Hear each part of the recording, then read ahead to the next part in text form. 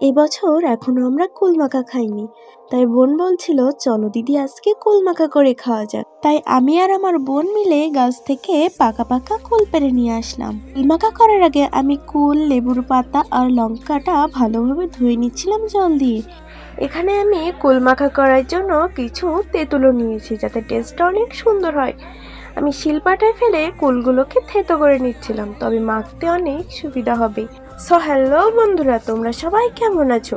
কুলগুলোকে ঘা দেওয়া মাত্রই কুলগুলো কেমন সরে সরে যাচ্ছিল। আজকে কুল মাখা করতে তো আমার ভীষণ মজা লাগছিল। এখানে কুল মাখায় দেওয়ার জন্য তেঁতুলার ঝালটা একটু থেতো করে নিচ্ছিলাম যাতে আমার মাখতে একটু সুবিধাই হয়।